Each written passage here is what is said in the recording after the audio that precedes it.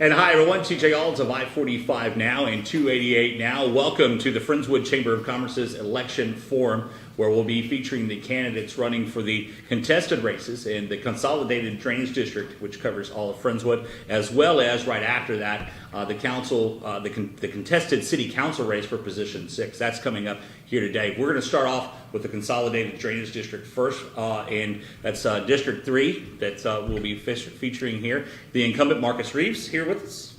Right. Sorry, Marcus. I'm sorry. I knew I'd screw that up. That's all right. And then Rusty Burkett. I got to make sure we get those names. I'll screw up yours and get his right after rehearsing all the time. So thank y'all for both for being here today. The format of this is like any other forum you see here at I-45 Now.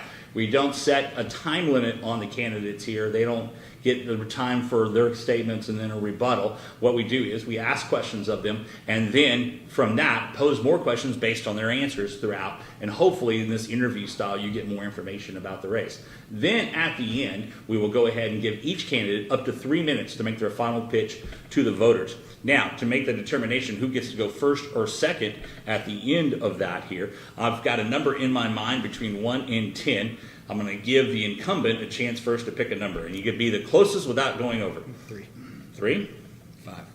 You hit it dead on. So at the end, would you like to go first or second at the end? I'll go second. Second. Okay, so we'll let you do that, Rusty. All right, so we'll get right into it right away. So one of the things a lot of folks, when I do a forum, whether it's a mud district, a utility district, or a drainage district, or water control, they'll go, what is that? So I'm going to start with you, since Rusty gets to go at second at the end there, Marcus. Is your view, you're the incumbent here, but in your view, what is the role of the drainage district? And at the same time, why is it important for folks to understand what the drainage district does for the community? The drainage district is responsible for draining from subdivisions and developments into our local creek system. Might need a little explanation before that. The drainage in Friendswood, at least, you have landowners who are responsible for getting the water off of their land without flooding their neighbors. Once that water gets to the curb or the gutter or the ditch, then it's the city's responsibility to get that water from your piece of property over to the creek, drainage easements, tributaries, whatever that might be. Once it gets there, it's the drainage district's responsibility to get that water to Clear Creek. And once it gets to Clear Creek, honestly, it's the Corps of Engineers' responsibility. So that's kind of the overview. Mo at the city kind of likes to give that little explanation. But that might help you understand how the water goes. So to get back to the drainage district, we're responsible for keeping up the drainage facilities outside of the city, the creeks, the tributaries, things like that. And the second part of that question is what do you have to tell people to convince them? Because these things don't get much attention, but what do you have to say to folks to convince them this is an important part of what happens here, outside of charging you taxes? Well, we're trying to keep anybody from flooding. We're all here for the same reason. None of us want to flood. We all have drainage issues. We're all on the same side with this. I've flooded twice in the past, when we lived in Heritage Estates, and then when we lived in Imperial Estates. The house I lived in Imperial is gone. So we all have a little bit of skin in this game, and it's important that somebody's trying to rein that in, control the flooding, control the water, and that's exactly what we try to do. I'm going to go ahead and get a little closer to the table here. Sorry. So Russ, I'm going to ask you, same question to you though, but you're coming in from the outside, running for the office here. You were telling a story about after Harvey, during Harvey, I should say, where you got flooded. But let me ask a little more of a caveat with you: is as you understand the drainage district, what it does, why do you think it's important for the public to understand more of what it does, and what then convinced you to go ahead and run for this office? Yeah, the drainage district, like I said, the drainage district's responsibility is to get that water. Had to come this way just a little bit. Get that water from the city, from the neighborhoods, down the tributaries to the creek, and get the water going. Capture that water, mow, maintain, and lower the water level in Friendswood. That's what we're after. We're after controlling the flooding, the draining, and we want to lower that water level. So a third of the residents here in Friendswood that are always concerned about the drainage don't feel like they've been left behind. That's been a big issue. Having leadership and having new ideas on that issue is huge. People feel like the communication's not been kept up. They feel like the accountability's not there. And I think we could really improve that. So for the reason I'm running, communication, accountability, talking about the tax structure, and how we, in the future, want to address the conveyance of water to lower the water level in Friendswood. On that, it's a huge issue to deal with. How long have you been on the board now? 4 years. 4 years. It's a huge issue. Obviously, you say the word flooding, and I can feel him staring me down. It's Don Johnson over here, who's been on for Clear Creek for many years on that. In many ways, you're sending water off to an area that's really not built to take water much where else because it's a lot smaller. How does the drainage district deal with that situation? Because you said it was an Army Corps of Engineers here. Yes. But what does the drainage district's role is making sure that more is done? Because you can get that water from one place to another, but once it hits that tributary, it's done. Well, obviously, that's the big problem. So our big floods, Harvey and things like that, that's our creeks, Sugar Creek, Clear Creek, all those did really just fine until they started backing up because they couldn't go anywhere once they hit Clear Creek. Go ahead, Fit. I was just going to say that as far as Clear Creek goes and the Corps of Engineers, the best we can really do right now is try to partner with them and partner with our local surrounding communities and try to put some pressure on them, which we've been doing. It's a government agency, and Slow to react sometimes. bureaucracy. You heard Rusty mention about there are a lot of folks that may feel like there's a lack of communication in the drainage district. Mm-hmm. That's not an uncommon thing to hear about a government body. So let me ask you, how would you rate the public communication by the drainage district overall? And by the way, the elected officials on that board. I'm not sure how to address that really, other than in the last 4 years, we've improved or created a website. We have open meetings. We rarely have anyone who asks questions or calls or comes by, with the exception of Mr. Johnson, who is very regular and he's on top of things. But we rarely hear from anybody. So we'd be happy to be more sharing. I'm just not sure what format they want to have it in. It brings up, this is a good back and forth time if you feel to on that, Rusty. But when you talk about the communication issue, it says, Mark has just said, so we don't hear from anyone. A lot of times, elected officials, no matter what it is, if you don't hear from folks, you don't know what you're supposed to be responding to. What would you do then to address that? And I'll give you a chance to respond. It's a responsibility of the elected officials to reach out to the constituents and the taxpayers of the district. It's not their responsibility to come see us. It's our responsibility to report to them. 8 a.m. meetings, you're right. People work. People they can come home, they raise kids, they want to go by the church, they want to play ball, go to t-ball, whatever. Those meetings, a good portion of those meetings should be moved to be more accessible for the citizens to come by and to be more interactive. But aside from that, quarterly reach outs, communicate to the citizens, to the taxpayers is paramount. And it's the responsibility of the leaders, no matter who they are, to reach out to the citizens of Friendswood, especially on flooding, where a third of the city feels completely left behind.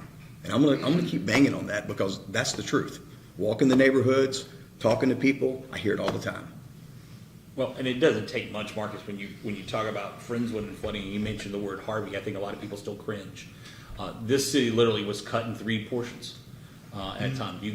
I recall trying to cover that during the time and having to go all the way to Alvin to come to one side of town or come from the other way. There was no kind of direct route from one way or another. The city had to be divided. But to Rusty's point here of early morning meetings and more communication, is that been discussed at all within the elected body? I know y'all have work to do as well, real jobs and the like, but what could be done to improve on that? Well, those times were established before I was on the board. However, we have discussed them here and there. There's pros and cons to that. You move it to 6 o'clock or something, and people are wanting dinner, they're wanting to be with their kids, or wanting that kind of thing. And then it makes it hard for city officials and other officials. We have people from League City, we have people from Harris County Flood Control that come to our meetings. So then you've got them who, somebody's paying them overtime or whatever to do that thing. On the flip side, in the morning, I'm not a morning person, so I don't really care for it being at 8 either. But it seems to work out best to free up the rest of the day. So I don't know. I think that's just a matter of preference. And hearing that, Rusty, what would you propose as a good meeting time? Because there are, after a while, there's so many governmental meetings that go on, whether it's school board or city council, or it's in many cases, county commissioners and the like, not to mention HOAs and MUDs up in this area. What do you think would be a good time to be accessible, but also be effective to get more of a transparency, I guess? Yeah, that's a good question. Aside from the reach out to your constituents that I believe should be being done, probably one meeting a month at 6 p.m., maybe 7, 6:30, so you could have monthly interaction with the citizens and the taxpayers and the people who really have this at the front portion of their brain all the time, which is a miserable thing to do when you're thinking about it. We're coming up right now. It's April. We're about to hit May, June. Y'all know what that means. It's about to get there. And the forecast this year for hurricane season is not stellar. It's active. So we're about to get in that high stress situation. It's a good time to be talking to people and letting them know what's coming and what you think needs to be done, and hearing what they want to be done and what you're doing to help out the citizens of Friendswood. Marcus, how often do you all meet on a regular basis? Is it once a month, once every 2 weeks? Typically twice a month. Twice a month. In addition to steering committee meetings and other meetings that go on in between those. And to be all fairness, it is, no matter the time you get an elected official position, there's a lot that goes outside of those meetings. Yes. Are those meetings live streamed? Do you have a way to maybe get more communication out? Is there an update that is sent, that Rusty brought up, that communicate to go out? Is any of that done now? Yes, so recently we've started implementing the phone-in, the audio dial-in, so anybody can call and listen to the meeting. We just recently installed technology for video, and we're looking into the legal aspects of how to live stream it and things like that. So we're trying to get there. Trying to get over there as well. When it was at one time, many years ago, there were 2 drainage districts around here, and they consolidated into the Friendswood, the Consolidated Drainage District of Galveston County. It says Galveston County, but it's really just Friendswood. You had mentioned, and I'll start with you on this one, Rusty, because I've been giving you the first question most times, to come back to that. That merger came in about taking 2 like entities and bringing them together for the same community. One thing I think we've probably learned since, particularly since Harvey, is that flooding particularly is an issue that's not just one community trying to find a solution for the rest of the area. That what happens in Pearland will affect Friendswood. What happens in Friendswood will affect League City. What happens in League City will affect Dickinson and downward on the stream here. Is there, there's probably good communications between the districts about all what they're doing, but should there be more of a consolidated, in a true sense of the word, maybe like we have Harris County Flood Control, maybe something for this region that's more of a consolidated effort? Would that be something you would look like, that maybe bring in more of that power and communication and transparency you were talking about? Absolutely. I've talked to a certain council member or two about that. They need help, is what I heard. They need help banging on doors. They need energy. They need better communication. And you're right, that what affects the creek up in our northern counties, which, by the way, have done a great job of stacking projects and doing some good conveyance work on the creek. If Allison didn't kick us in gear, Claudette in 79 was one thing. If Allison didn't kick us in gear, if Harvey didn't kick us in gear, I don't know if we're kickable.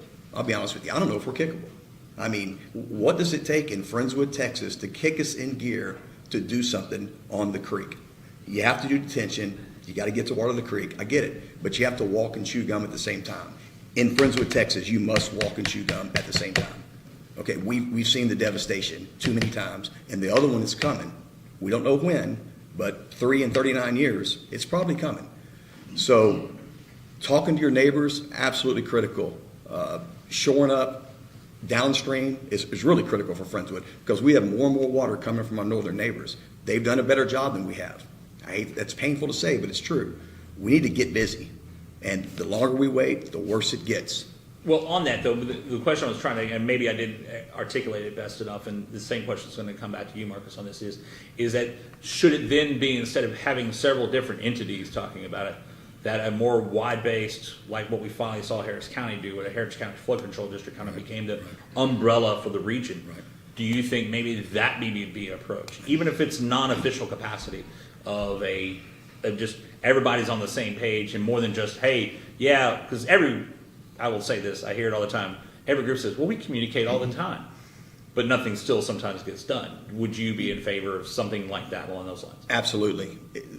And it's a hard nut to crack. Nobody said it was going to be easy, and I think everybody knows that. But absolutely, speaking with your neighbors, a consolidated effort in the Galveston Gulf Coast area from here down to the Bay would be great. But we have to take care of Friendswood. And we have to take care of Friendswood. Stacking projects, bond proposals, very specific, very, very specific to the voters. Not getting so much into just raising taxes, but specific bond proposals stacked would be a good idea and a way to do it. But yes, a consolidated effort throughout the whole area would be wonderful. But not in a formal sense, but more of a hey, let's make sure we're talking all the time. I think some of our councilmen have kind of a sense. They are working with them. They're not doing nothing. They're working at it. So I think we have some informalities going on. More of a formal sense would probably be best. I don't know how far we're from that. I'll find out more. But a formal sense, I think, would be a better avenue to really be able to get things done and move the ball. Marcus, I know we hear it all the time. The groups do talk on a regular basis. I know I hear from Michelle Washington at the GLO. I know works with all these groups on a regular basis.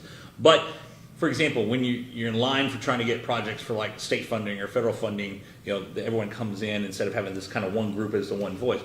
How would you think that needs to change? Or is it how it is now, you think, working well enough? And then we're going to get into something Rusty brought up about projects and stacking them in bond referendums. That was a different question than what you. Well, it's about, but it's about, they tie in. should there be more of a umbrella So approach? I'm going to try to answer those together. Okay. So right now, we actually have three entities that work together. The Clear Creek Watershed Steering Committee, the Dickinson Bayou Watershed Steering Committee, and the Upper Clear Creek Drainage Study, or whatever you want to call it, from the League City spearheading. We all talk to each other. We're all working towards that regional umbrella. At the same time, we are doing small projects or even large projects on our own. We're doing everything we can with the money and the land and the opportunities and time that we have.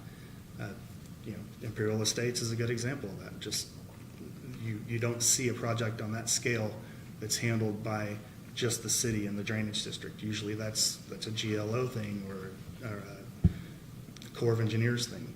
So we have actively been pursuing that. But along that lines, could there be a more formal setup? I mean, for example, you brought up the Dickinson Watershed group.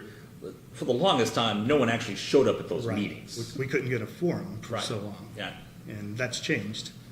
A formal umbrella group like that wouldn't be a bad thing, but I still think that we need, and you alluded to this, just we need our autonomy to be able to help our citizens first and foremost.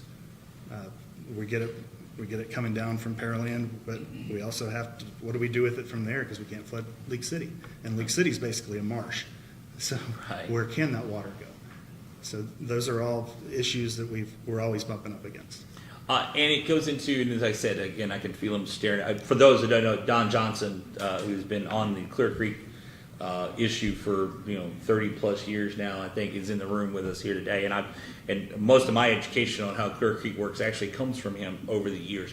But let me ask on that, is that right now it's like begging, it's like the beggar's going to say, hey, please help us fix this. Please help us fix this. What's it going to finally take to get something to break through? Because if you go up Clear Creek, and the moment you hit Pearland, it goes from being a creek to this wide open basins almost everywhere, it looks like. Almost look like basins versus a way down. What's it going to take to do something down this way? I know the aesthetics would be one thing, but that water is just coming down and hitting a wall almost. What's it going to take to make that change? It's going to take more than one thing. So the biggest thing is we need funding for anything like that to happen. We can't do that. We can't tax you enough to fund that. It's just not physically possible. So you're going to have to work with other people. You're going to have to be a team player.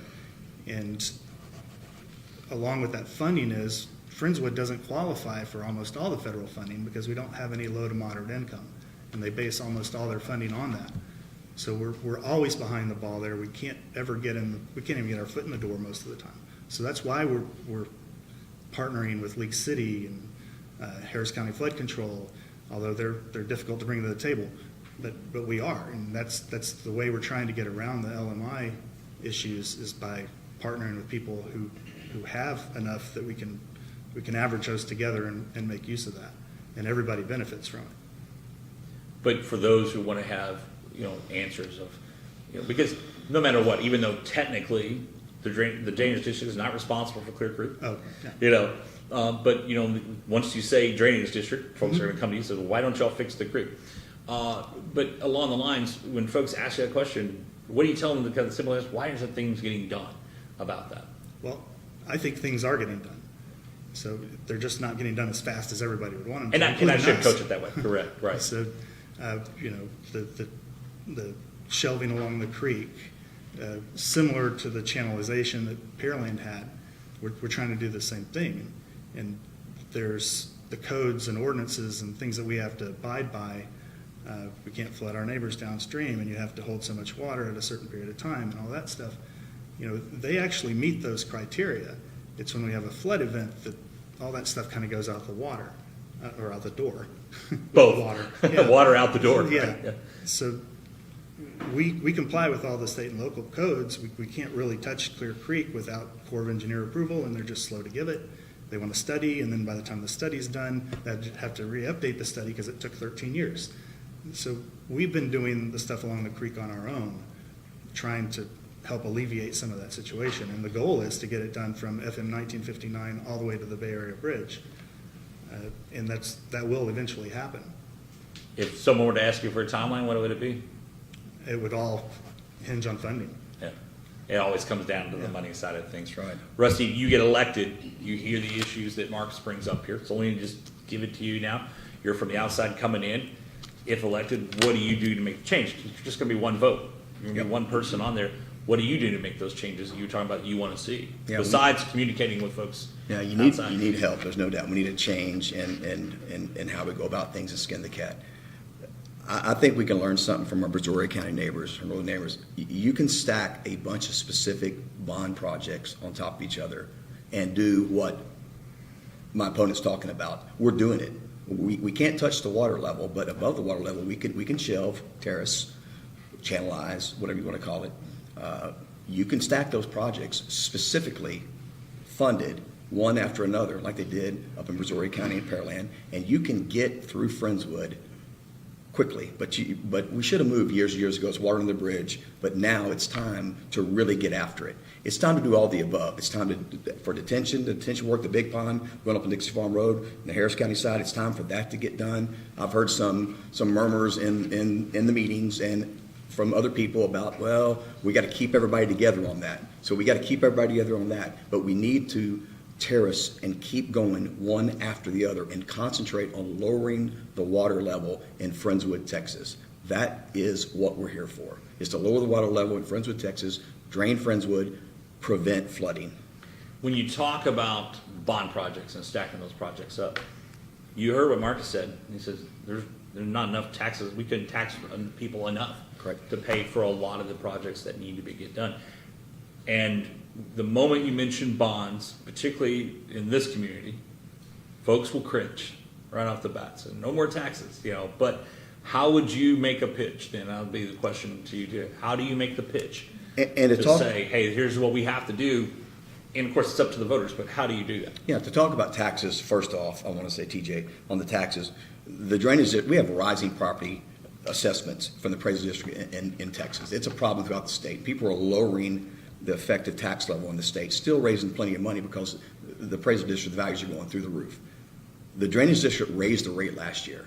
They raised the rate in the teeth of people getting enormous assessments from the appraisal district.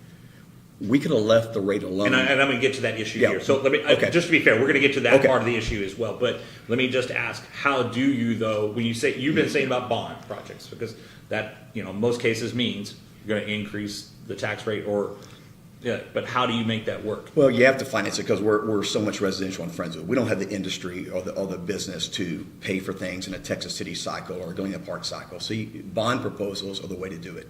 I think you're very, very specific. In other words, you say this section from Dixie Farm Road down to Imperial Estates, you say it's going to happen in this time frame. It's going to cost, of course, you're going to know this much money, and you're about this narrow and everything, and you put it to the voters.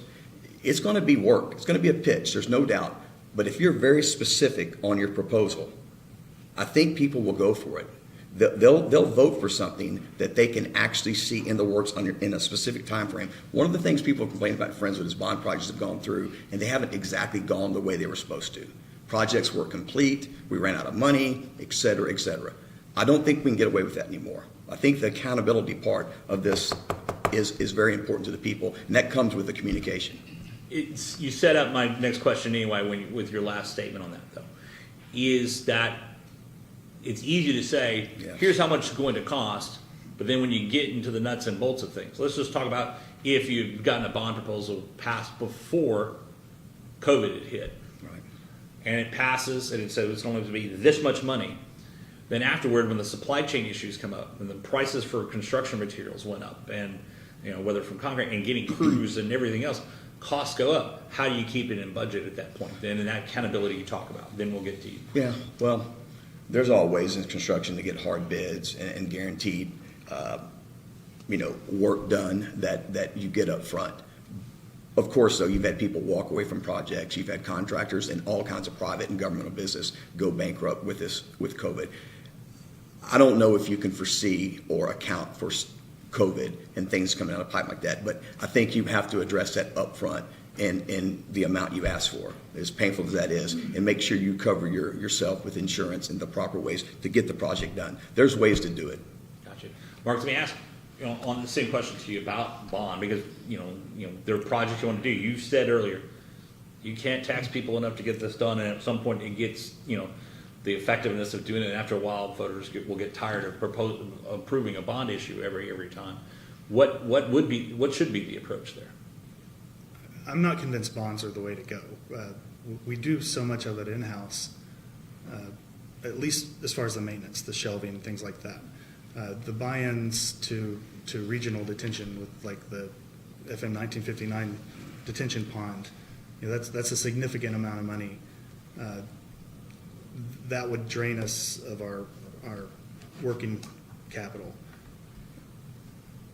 But we're really good at taking the money that we've got and using that and stretching it as far as we can. As far as bonds and such go, I just don't feel like that's the right answer. I'd rather pursue funding from other sources, grants, things like that. When you say it's not the right route to go, but those are the issues in which voters get to decide. Sure. Is that one of the downfalls to that, you think? Is you worried that you go out there and you put your eggs in the basket and it gets voted down? Or is it you just think it's more effective to go another route? I think it's just more effective and more timely. For bonds, and you're calling elections and you're doing this, and it's taking months and months and months where we could be ready to go before all that. In fact, we've got projects ready to go. We just need the backup funding for them. And the backup funding would come from where? Well, preferably from grants and government help and partnering with other communities. The tax rate, last I checked, 13.2 cents per $100 valuation. That's correct? That's correct. That's correct. That Rusty brought this up, that it went up again. Can you explain that? As a lot of folks they're wanting to come out and brag, I lowered your tax rate. Maybe not your taxes, but I lowered your tax rate. Well, we're trying to keep the ball rolling with the projects that we've got going. So right now we just completed the Imperial Estates project. We're wrapping up the Clearview project, which is just downstream from that, and we're in the midst of Quaker's Landing project, which is right downstream from there. So the next phase is we're ramping up right now to go from Whispering Pines back up to Quaker's Landing, and then after that we're going to start on the lower end from 528 down, and also from 1959 to 2351. So we want to have money ready to do all that, and we want to have the money in our coffers to be able to do that, and that's why we looked at the tax rate, we raised it less than 2 cents per $100. That's 16% tax increase. And we were planning to do that just for a limited time to build up those coffers so we can keep those, what we think is a very important project, shelving all the way through Friendswood on the Galveston County side. We want to keep that going without interruption. The tough side of this, and this argument goes along, like, when you look at things just based on your entity, say, well, it's a 16% tax rate, and a lot of times the number will come out, that's only so many dollars a year. But when you have an appraisal going up, as we've seen over and over again, and at the same time, you have rates sometimes going up in cities, even if they've lowered the rates themselves, but the tax bill still goes up, I should point out, based on that, is that what consideration do you, as a board now, take into consideration of when you're looking at that tax rate of what everyone else is doing, not that that's the final straw on any decision, that everyone else is doing at the time, such as the school district or the and the city and the county and the like as well in that decision-making process? Well, I think what you're asking, I think I'd answer that if I understand what you're asking, is that we prioritize the tax rate so we could get these projects done quicker. And we did that because it is such a priority in Friendswood for the flooding. We didn't want people to think, we'd have to stop working until we got more money. And then people were saying, well, you're not doing anything. We do all this work and they still think we're not doing anything. There's people in this room that say that. So we don't want to give the impression we're not doing anything, because we are. But I feel like if we had not raised the tax rate as little as we did, it's $8 a month, basically, on the average home in Friendswood. If we had not done that, we would be sitting for a year doing nothing. $8 a month on an average home, but not the average home, correct? On the average price, which from the county was, last year was $374,000, it went up to $407,000 this year.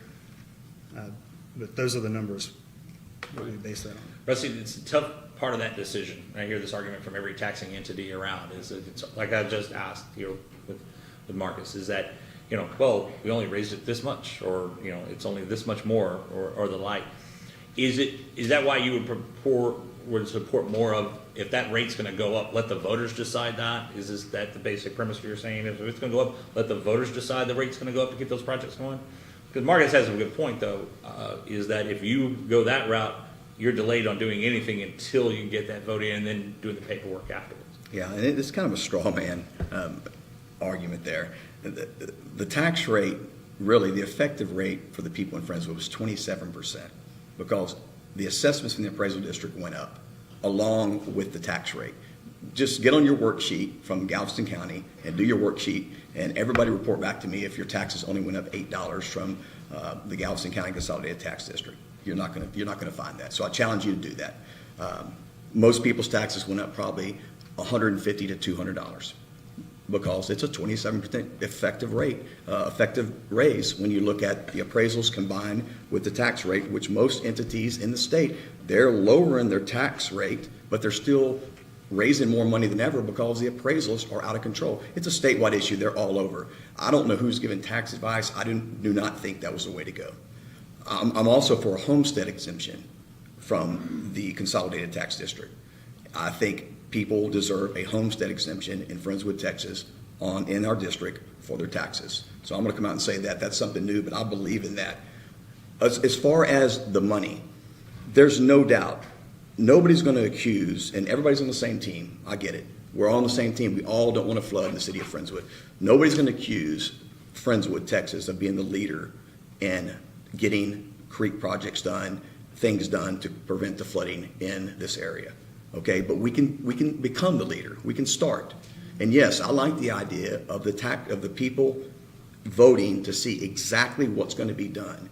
Put a big sign up saying your taxpayer dollars at work, and get after it. Stack the projects, and let's do something more effective than just soaking the people with taxes. Just the answer can't always be in any government. It can't just be tax, because we need more money. We've heard that in all areas of all government, from state, federal, local, forever.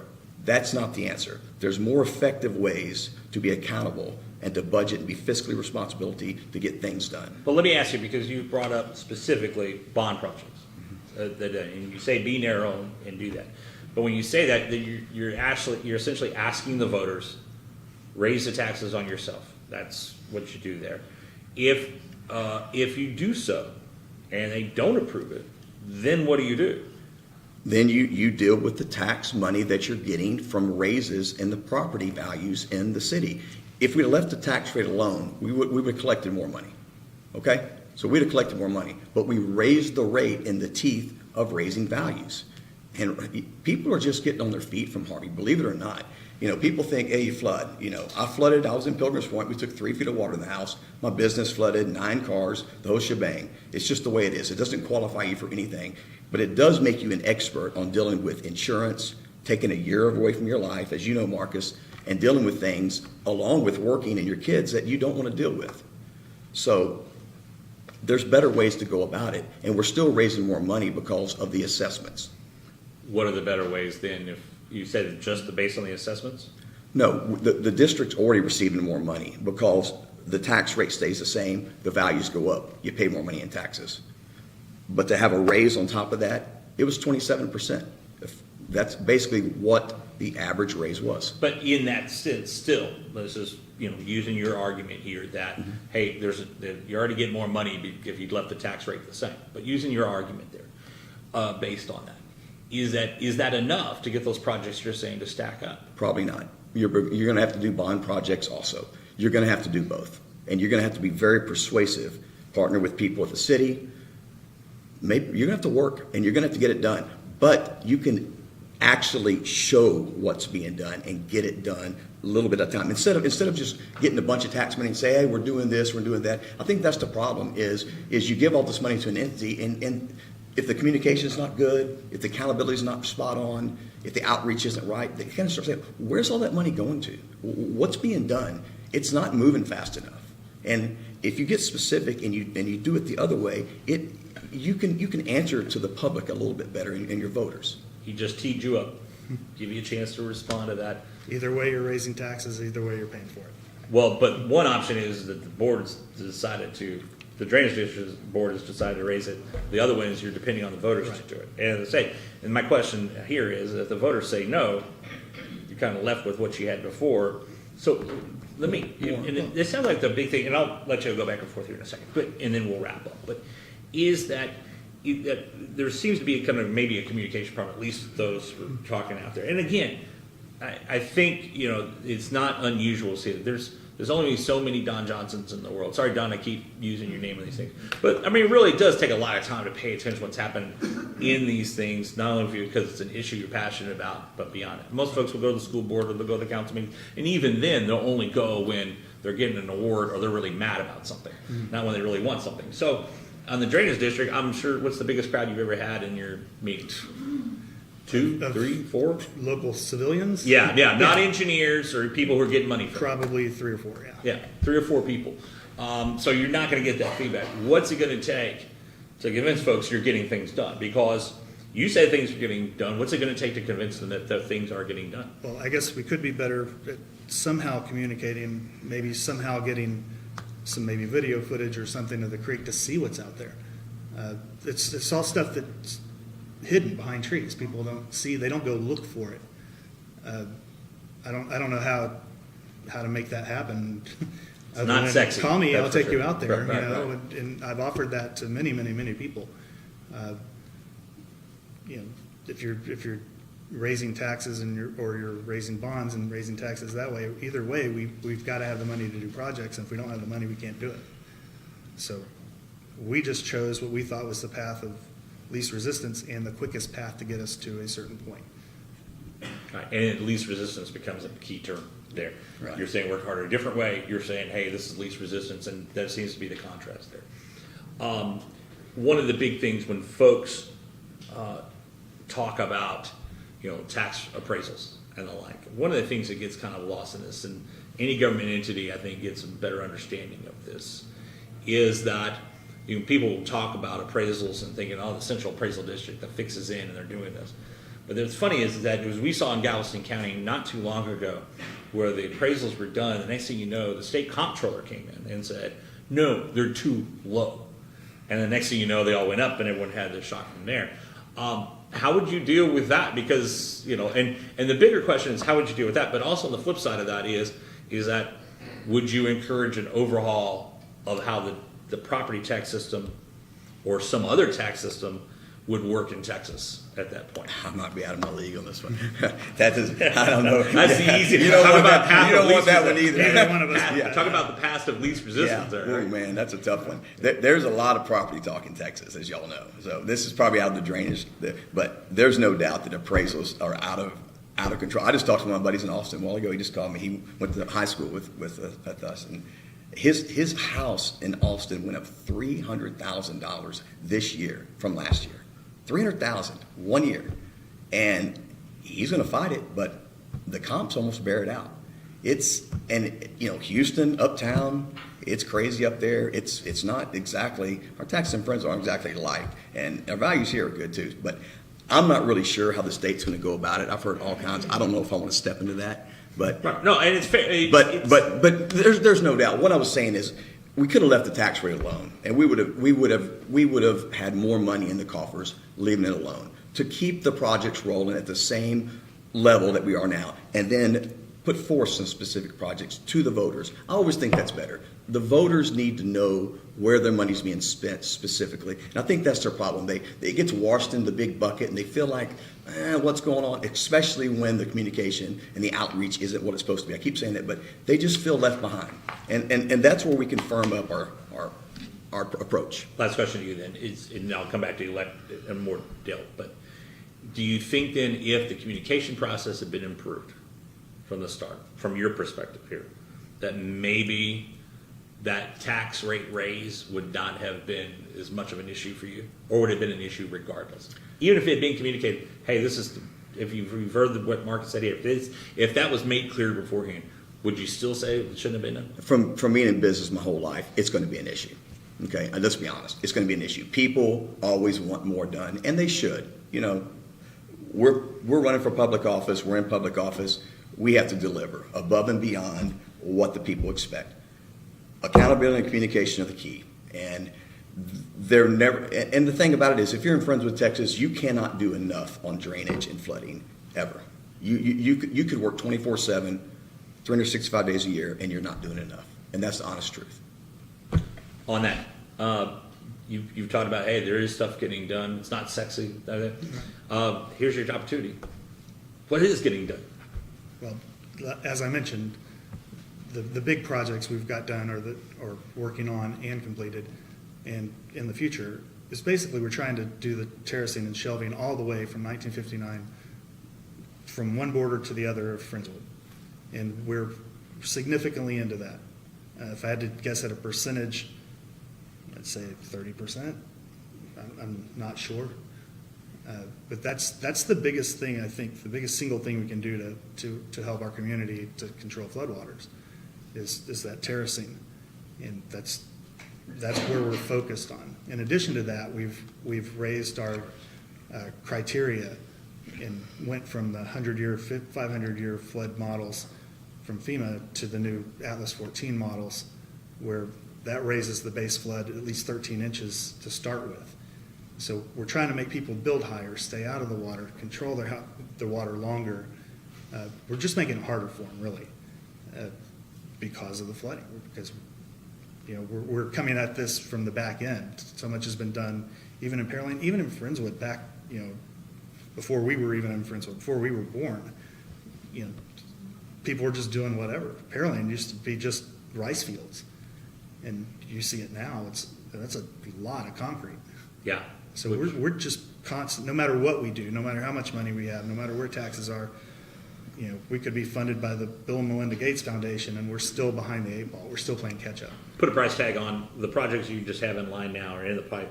How much is that total price tag when it's all said and done? Everything we have a list for right now is about $135 million. Gotcha. And what would it take? And I'm not saying you're proposing this. I don't want anyone to get the wrong feeling here. What would it take of a tax rate to just pay for that over the next 20 years? We haven't even talked about raising the taxes. Yeah, no. I'm just saying, though. I mean, it's, as you said, you can't tax that high enough. I would imagine you'd be going from 13 cents per hundred to $50 per 100. All right, just to get what you need, or some Yeah, ungodly just number. Right. some number for that. Gotcha. Thank you both for tonight. I know this is it's not a topic normally when drainage districts or mud districts come up, but in Friendswood, flooding and keeping water out of your home. So we all talked beforehand. Both of y'all, Harvey took flood in. You said you took it in twice over the years as well. I mean, it does seem like nowadays you get a little bit of a spit, and next thing you know, there's water in your house. And there's always that, and the tax rate is, the appraisals going up. That is an issue. It is, like you said, out of your pay grade. Sometimes that's it. So, as we promised, each of you get up to 3 minutes to make your final pitch, and we'll let you go first, Mark. Well, I'm not real sure how to make a final pitch. Just talk to the voters. Well, I've been on the drainage district for 4 years now. I feel like we've made a great deal of progress, but I'm only one of 5 people. And out of those 5 people, we're only a small portion of the group that can help Friendswood. So we have to work hand in hand with the city of Leak City, with Dickinson, with Harris County Flood Control, with Pearland, with Galveston County, Brazoria County, and we're making great strides doing that. If you were around 4 years ago and you were going to the watershed committee meetings, they were having trouble getting quorums for both of them, Clear Creek and Dickinson. And now not only are they healthy committees that are reaching out and funding some things like studies and whatever, those aren't taxing authorities. So we spend all our money doing things like studies and so on. The Upper Clear Creek Drainage Committee, drainage study from Leak City is probably one of the most powerful things we can do. And we are really trying hard to partner with them and the city of Friendswood and Leak City to get that really moving. And I think the best thing we could possibly do is be good partners with those people and look out for each other. We're all neighbors. We all want the same thing. Hit. I think so. Oh, I like it when candidates don't take up the full 3 minutes. It's always nice. I think our viewers do too. And now for you, Rusty, up to 3 minutes to make your final pitch to the voters here tonight. I have a good friend in the back who gave an impassioned speech to City Council about a sales tax increase a long time ago that said a 4-3 vote is healthy. I don't know if I can see him back there. A 4-3 vote's healthy. It's democracy in action. Some of our best laws, things have come from narrow votes. There's no doubt I'll be a watchdog, a fiscal watchdog. Projects, we need more leadership, more accountability to our citizens, better communication, and the political will to get it done. Everybody wants to lower the water level in Friendswood, Texas, and that's our goal. It's about results. People are feeling left behind. It's time to get the political will to finally move on after a Claudette, an Allison, a Harvey, once and for all. How we do it, I never said it was going to be easy. I never said it was going to be not painful and it wasn't going to cost money, but there's different ways to go about that. And I'm the candidate that can effectuate that change and look for different ways and also communicate back to the voters. I hope you put me on the board. Thank you. Rusty, Marcus, thank y'all both for being with us here tonight. We appreciate it. I know our crowd here appreciates it as well. We'll go ahead and Thanks, TJ. thank you both. Appreciate it, guys. Appreciate y'all both being here tonight. And we, again, appreciate the Friendswood Chamber of Commerce for hosting this here with us tonight. And while we're letting Brent and Meg come on up here and take their seats in the hot seats, a reminder to you folks who are watching here on I-45 now, watch us on 288 now coming up on Wednesday night, as we will have the Pearland ISD and Pearland City Council forums on our sister platform 288 now, which is coming up at 6 o'clock on Wednesday night, and we have more forums we'll be telling you about throughout the days too. We're letting the crowd settle down a little bit here, and then we'll get here into our city council race forums. We appreciate you both being here tonight. Again, before we get into this next session, hang with us, folks, as we're getting to the council session next. Here, Carol, do you have any chamber announcements for us before we go anywhere? None? Have we figured out what we're doing for the July 4th vehicle yet? Working on it. We are going to have a drawing for a vehicle, one way or another, right? That's it. Coming up for our July 4th. May not be a truck, but we're going to have it. You guys ready? I'll just do a brief intro and do stuff at the end. Yeah. Oh, okay. You just do it at the end.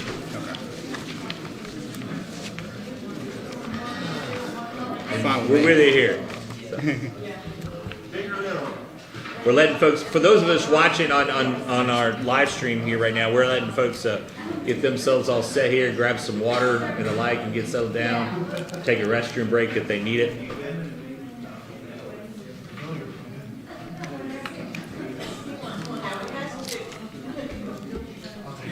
Good on audio still? All right. For those of you just joining us, we're still at the Friendswood Chamber of Commerce offices here, and just a big pitch for the Friendswood Chamber. If you have a business that does business in Friendswood, or you're located in Friendswood, make sure you join the chamber here. We're active members of this Chamber of Commerce. The great thing is their offices are right set up in a great location across from Stevenson Park, which, by the way, just got remodeled. We'll talk a little bit about that as well. And for a chance to see the new pathway that's out there and the new playground equipment, including something I didn't realize, the first ever swing set at a Friendswood City Park ever. I just took it for granted that'd be it. It was the first, and so that was rather unique going on. We now get into our Position 6 City Council forum now. The incumbent Brent Aaronwort is with us, and the challenger Meg Crowley. Thank y'all both for being here tonight. We appreciate you taking the time out. And we'll. I know, by the way, I know the chamber said we're trying to wrap this up at 8:30. I'm still going to try to hit that goal, but it'll probably go to 8:45 if that's all right with y'all. And hopefully the crowd will be okay with that here too. I think there are a lot of issues to be talking about here today. Same format for this. For those of you who may be coming in late on this, is that the format for this forum is pretty simple. I'm doing basically an interview with both these candidates up here tonight. I'll be asking basic questions, and then a lot of my follow-ups will come based on their answers throughout, so you can hear the contrasting views. We don't put them on a time clock, but we do ask you to stick with the topics and keep your answers to about a minute and a half if you could. There, if you have something you want to expand on, I will allow it, and then come back at you. And then at the end, we're going to give each candidate a chance to go ahead and give their elevator pitch for up to 3 minutes from there. And as I did before, I have picked out a number between 1 and 10. Trust me, it's not 5 again, as it was before. So don't try it. But I'll start with the incumbent here. Pick a number between 1 and 10. 4. 7. Actually, it was 6. So you got it the closest without going over. So you want to go first and second at the end, Brent? I'll go second. All right. So we'll do that, and you'll go first at the end there. But I will give you the first question as we start out here, Mac. Let me ask you, there is always the contention of, why would someone take a volunteer job, spend a lot of money to run for a volunteer job? Let me just ask you, why are you running for this office? Great, honest question. I have volunteered, have been a committed volunteer almost my entire adult life. I moved to Friendswood in 2012, lived in Quakers Landing. Used to spend a lot of time on 518 running between 2351 and Stevenson Park. And I started counting the number of empty lots, the vacant buildings, the broken up sidewalks, and I wanted to get involved. And I joined Friends of Downtown Friendswood Association, eventually got on the board of that. But I still wanted to do more, so I applied for the CEDC, the Community Economic Development Committee, and that took it where I could benefit and work on Friendswood as a whole. I did that for 3 years, and at the same time I was nominated for the Friendswood, the ISD Education Foundation Board to raise money there. I've had a great career in advertising. I owned a small business that I ran for 13 years. I want to do more, and I want to be part of the growth and the forward-thinking Friendswood. Brent, let me ask you here. It wasn't too long ago. We were sitting here the first time around when you were the outsider coming in, and I asked you the same question. Now I get to ask you a different question. Now, is why in the heck would you take the swords and arrows and run for re-election for this position? Especially after the last 2 years, what I've gone through in my business with COVID, March 12th, 2020, I lost 80% of my business. And to get to go through that 9 years into my candidacy was tough. And but I care about this city so much. I want to see my kids grow up here. I want to see them move back here. I want to see the city grow in the right way. I want to see the infrastructure be built out right so we can stay the bedroom community that we are, but we can lower our tax base with bringing the right businesses. And I think it's vital that people like me continue to be involved with the city to help sure make that happen. And I should point out, you don't want to lower the tax base, you want to lower the taxes. No, I want to lower the taxes for the residents Gotcha, by yeah. bringing in the right businesses. I didn't want to get the wrong message out for that. Yeah. And me, just to follow up with you, how do you go about doing that? We have to vet out the right businesses. We've got several corridors in the city, not just downtown. We've got, downtown's the heart. We've got the arms, the legs, all these different areas that feed into it. We need to focus on all these areas to get the proper businesses here. Just because something's a good business somewhere else doesn't mean it's a good business here. How does the city have the power to vet a business, to be able to say, hey, we don't really want that here? We don't. We just have to hope that our planning and zoning, our committees do a good job of gauging who comes here. And we also have to be good and bring in businesses that can thrive here. We got to make sure we got enough parking spots for them. If we got a counter service restaurant, we got to make sure, there's enough parking spots, or if it's a table service, they got enough parking spots to grow. We got to be a good tenant too. Meg, let me ask you kind of along the same lines here, is that Brendan said that, that you have downtown, but you have all the arm trades. You worked on the downtown committee, as a volunteer for many years from there. It is tough because Friendswood's referred to a lot of times as a bedroom community or highly residential community. And that sense of downtown, maybe not what people may envision it as a town square or something like that. But how do you make that approach of, as if you're sitting on council and you've got to make a decision for all the community from there. But as Brent talked about, of the biggest issue a lot of times I hear about any time anyone's running in this area is about taxes. If you're elected, what are you going to do to draw more businesses, he said, and diversify that tax base and keep it lower for the residential homes? Well, that's why I think downtown Friendswood is so key to this. 2015, I said there was 25 empty properties or abandoned buildings, 17 acres in downtown Friendswood.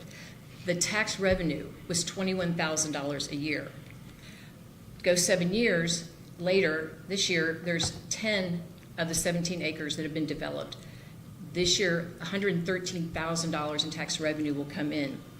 It's projected in the next 3 to 5 years, $30 million of property will come online, which will take us, or bring up our property, bring in the commercial tax income. That is what keeps our residential property taxes low. And that's why I think downtown Friendswood is so important to all of Friendswood, because that's an economic engine. And that's where, when I got involved, because there was so much opportunity for revenue, and that's where I see, so that's where the importance to me of Friendswood downtown for all of Friendswood. How do you then make that same effort go outward from there as well? Brent said about vetting the right businesses. Obviously, there's a lot of power done, but on that, to diversify, how do you make sure the right businesses go downtown and the right businesses go to other communities as well? I don't know that you can vet a business. There is planning and zoning. I do know once upon a time there was some businesses that don't fall under, at P&Z they have categories of what businesses can occupy that space or build there. So unless we go and change P&Z, those are kind of the rules we all play with. To attract the right people, and that's what we did when I was on CDC. We met with potential businesses, prospects, to say, hey, what are you looking for? How much square footage? Are you looking for warehouse space? There could be things on the 528 corridor. So it wasn't just let's get people into downtown. That was looking the city as a whole. We do lack some infrastructure on 528. So to me, it's going to take a developer with a lot of money down 528 to get that developed. Brent, let me come to you on this. When we talk about development in Friendswood, the community itself does in many ways say we want the right type of development. But obviously there are a lot of times when we hear development, should there be maybe an approach to a more, I would say, commercial approach to things? Is there something at City Hall that needs to be more streamlined, to be more pro-business development, maybe would be or incentives to bring in the type of businesses you're talking about to help diversify that tax base? Well, I think on incentives, I think it's a privilege to come here. And I think that we have to, watch the incentives that we give for people to come here. The other thing, you talk about the right development. A lot of people ask me, being in the restaurant business, how come this restaurant here or this restaurant in here? Because we got to get businesses here in order to support restaurants. They make money on lunches. They have to turn tables quick. And we can't have restaurants here if we don't have the businesses to support them. It's the chicken before the egg. That's why I was a big fan of the Tanos building over behind Chick-fil-A, because it's going to bring in a lot of jobs, a lot of good paying jobs that are going to support the restaurant infrastructure around there. Right, and there was a time, Meg, that when you drove down through the heart of town, you didn't see office buildings that were multi-story. Now we do, and you see strip centers that had been kind of falling on hard times, refocused on that. How do do you credit the downtown group that doing that, a combination of those two, of making sure that happened? I credit the effort to, we don't have that center of town. We have to kind of create it. There's a designated space. It's 518 between 2351 and right here at the light. That's downtown. But I do credit the FDFA for getting the momentum started. Then it was the passing of the 1/8 the 1% sales tax and the creation of the FDEDC, which has done amazing things on 518 now. And then we got a grant, so now you've got we finally have a walkable, family-friendly downtown, which is what, when people I've talked to, that's what they want to be able to take their stroller and their kids, go to Stevenson Park, go have a meal, and spend the day together in Friendswood. And we can now do it. When you talk about bringing in businesses, and I'm going to have you answer the same question here, that would put in those butts into the restaurants out there.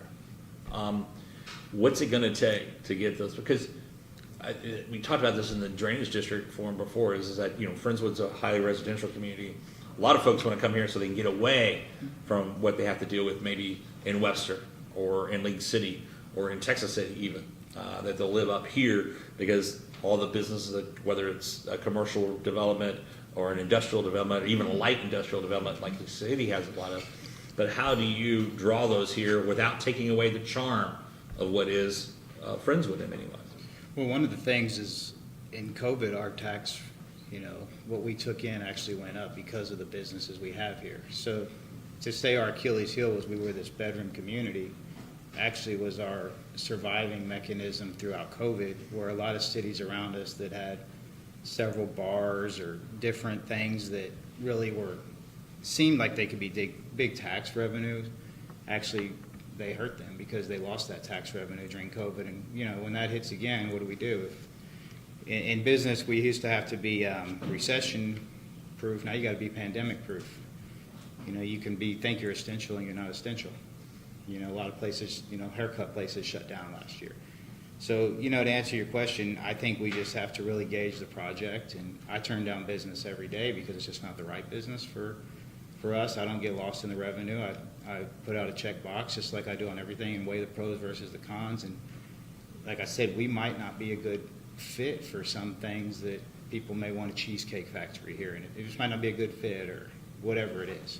So we just have to weigh all the pros and cons. We have to look at the traffic, because if we put too much in one area, we're going to be tearing up sidewalks at some point. Are we going to have too much traffic?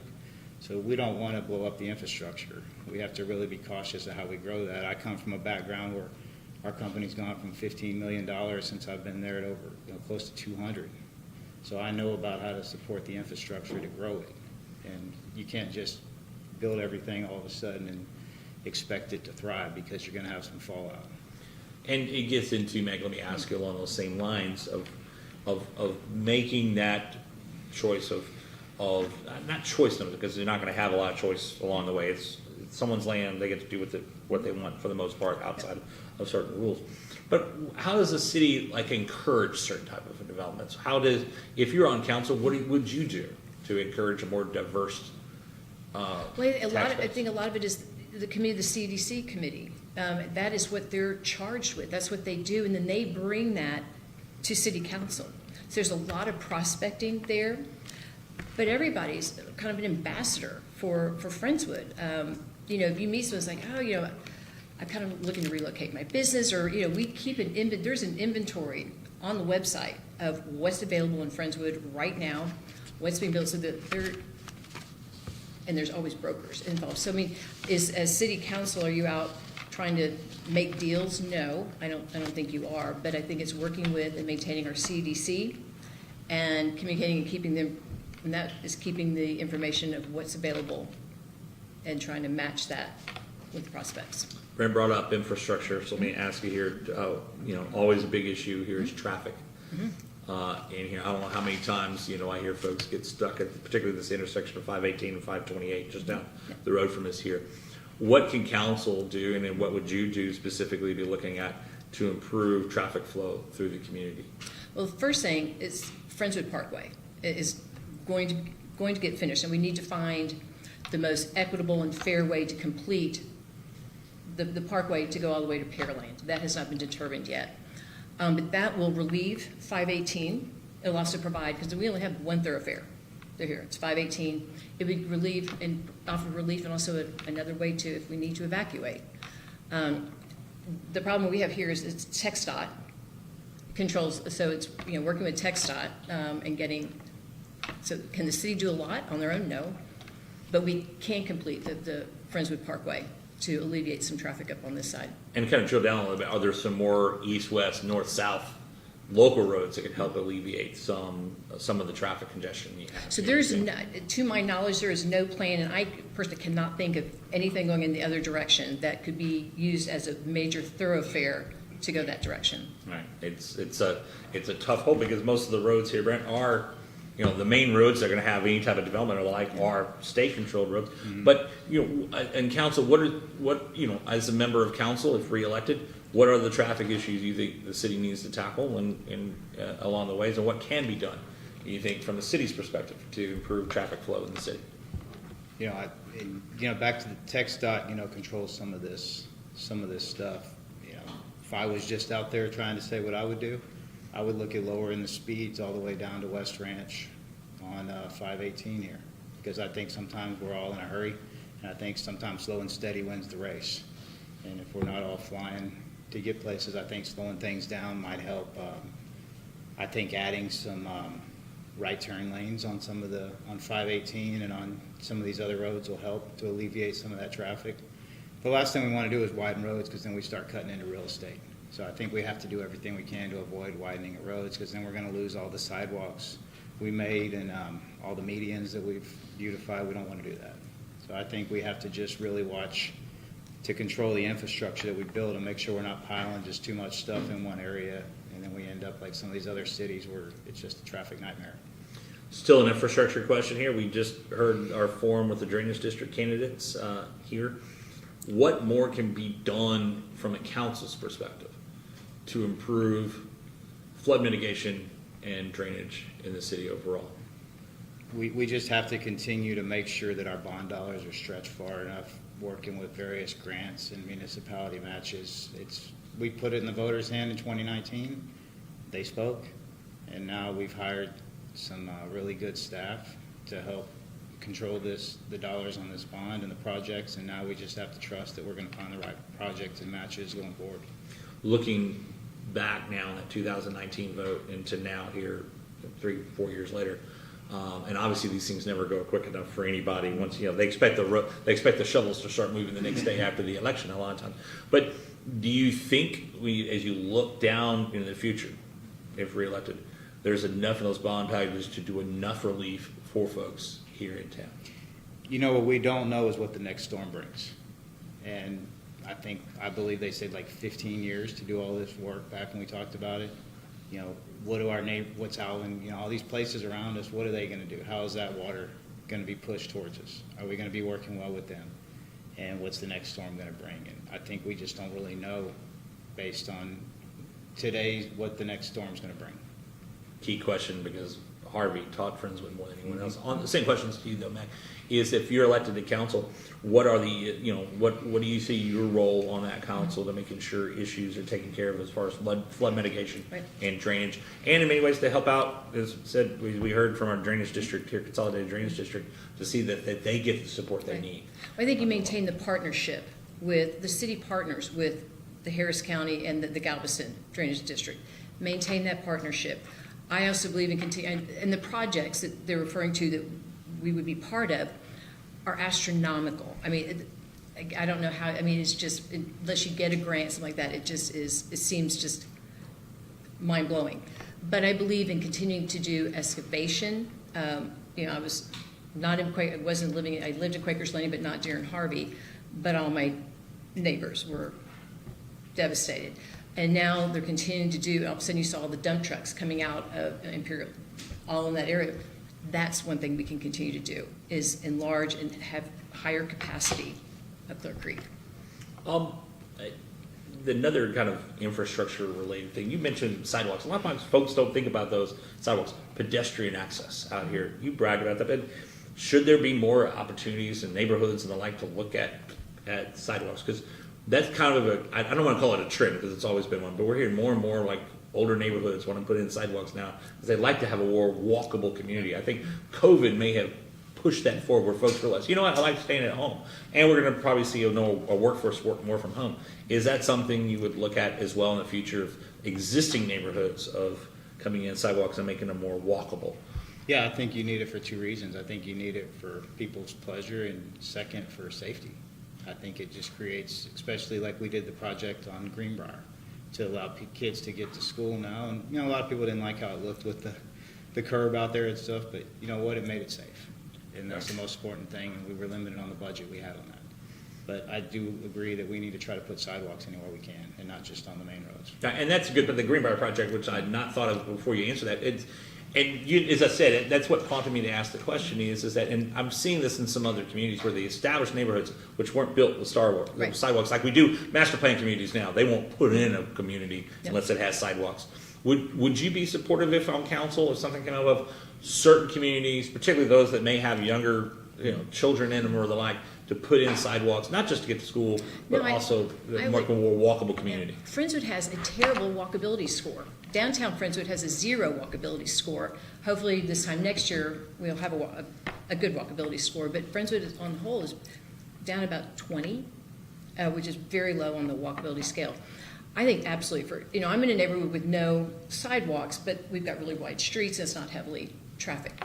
I would say, on a case-by-case basis, if it was for safety, of physical safety of the kids, absolutely. I mean, and people want a walkable, as part of the allure of Friendswood. It's a safe place. We want a walkable community.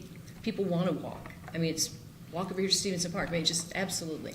I said it, I didn't know. I learned something new at all these things. I had never heard of a walkability rating score Walkability before. score. I'm going to find out some more from you here in a little bit on that. I want to find out because I know my neighborhood doesn't have a really bad score. Any case, but I did go to an Urban Studies Institute meeting in Houston not too long ago, and that was a major topic of how, and they talked about it as a revitalization of certain older communities, that if you put in sidewalks, you actually will see more of this community feel. And there were some studies done of older communities in Dallas in which they had done so and saw crime rates actually go down because people were getting out of their houses and walking, which in South Dallas, which is a trouble. So that's why I asked the question, because it was an interesting topic to talk about. Let me get to more of one here. We just saw recently where the League City Council approved allowing you to have a beer or wine, whatever type of drinking in the parks. Right. Friendswood has a lot of great little parks in them to go, Stevenson being one of them here, obviously a great asset here. Would you be in support of a similar ordinance here in Friendswood? Well, currently, you can bring alcohol into Stevenson Park, but it's for your own consumption. I think, I would, before I would give you an opinion, I have an opinion, but I mean, I would want to check with some other cities, neighboring cities, and cities kind of our caliber, our size. What is their policy? What has been, just kind of really review it. I mean, to say for a special event, a nonprofit with the proper licensing and insurance, would it be a bad thing? No. But do we want to make a blanket, make it an ordinance? That I would really, the jury's out on that until I went and actually did research with other cities, other towns. How about your approach on that, Brent? I'm not for alcohol in the parks. I mean, special event, maybe here and there. I'm in the alcohol business, and to me, it's not good business for our city. There's plenty of other places you can drink alcohol at that don't involve the kids. Go on. Speaking of parks here, in asking that, one of the things, a lot of folks came out 2 weeks ago now, I guess, for the Stevenson Park ribbon cutting, the ferry trail and the rubberized walking path and the new deal. Would you like to see more projects like that throughout the city? Obviously Stevenson Like got how it. we did this like what we did over here at Stevenson Park. Yeah, I think that I was sad to see that park bond fail a couple years ago, because I'd like to see us focus more on the parks, especially this post-COVID movement that we're seeing, like you said, about the sidewalks and stuff. I want to see us pump more money into the parks. I love seeing what the city of Houston's done on some of theirs. I've been participating in some of their park openings. Henderson Park they redid. I'd like to see us continue to grow these parks. And what type of amenities would you like to see? Because you don't want to always have the cookie cutter. There was a time everyone put splash pads in for everybody, everywhere and the like. But parks have certain feels to in the community. What would you like to see? I like to see, trails. I like to see where people can get out and move about. I don't want to see a lot of stuff that, comes with a lot of liability on it, because then I start thinking about, what's the liability on the city if someone gets hurt. That's just the nature of the business I'm in. But I'd love to see some more trails. I'd love to see, beautification of them. Just people out there having picnics. There's not one thing that really I liked about COVID was watching and seeing people walk outside and just be outside and seeing those parks full. And that's what I want to see. How about you, Meg, on that? Yeah. I mean, absolutely. I think Stevenson Park is just this diamond for Friendswood. To me, that's the center of Friendswood. Downtown area is just beautiful. I even like to see some, way to connect our, some cycling trails through. I mean, I think that's really an area that we could really improve upon and add to.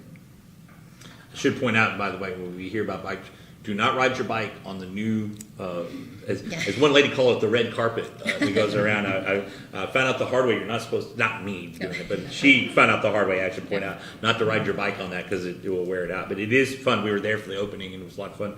And even I went around to find all the little ferries, which was a lot of fun. It's an amazing park. The ferry trail is something else. And as I said, about having that throughout the city.